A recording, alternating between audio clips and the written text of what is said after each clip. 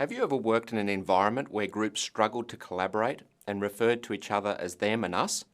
Perhaps there was little trust between them and they had a different view of the world. Early in my career, I worked for a large government organisation that suffered from the so-called silo phenomenon.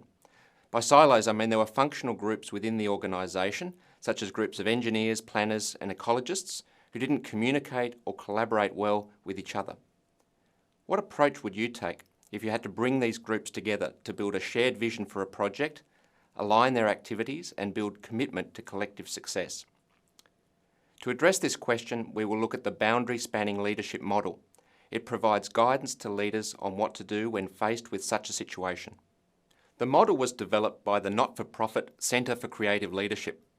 Through an international research project, they identified the steps that successful leaders, groups and organisations took to effectively build partnerships across different types of boundary.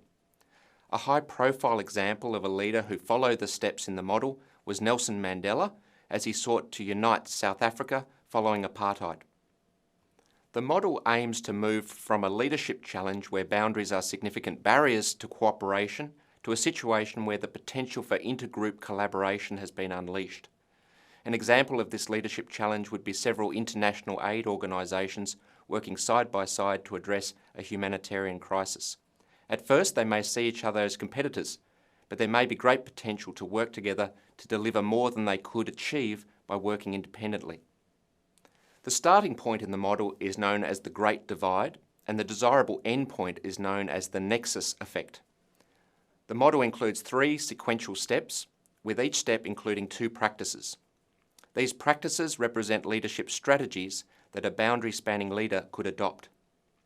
The first step in the model is to manage boundaries. It includes the practice of buffering, which involves initially creating safety between groups. An example would be using a team charter to clearly define a team's roles and responsibilities before seeking to build a partnership with another team. The second practice is reflecting, which involves fostering respect and understanding between groups. An example would be inviting a representative from another group to join one of your team meetings. Another example would be to work with a member of another group to create a translation document that helps people to understand the jargon, acronyms and processes that occur within each group. The second step in the model is to forge common ground. It includes the practice of connecting, which involves creating a neutral space between groups for people to interact as individuals, build relationships and foster intergroup trust. An example would be to facilitate a social event that involves members of both groups, such as a friendly sporting match. The second practice is mobilising, which involves developing an intergroup community with a common set of objectives to help people move from a them and us to a we mindset. An example would be to facilitate a new project that involves members from 2 groups. The third and final step in the model is to discover new frontiers. The first practice is weaving, which involves finding ways for groups to work together to achieve mutual benefits that take advantage of the diversity of people in all groups. At this stage, there is often a focus on boosting creativity and innovation.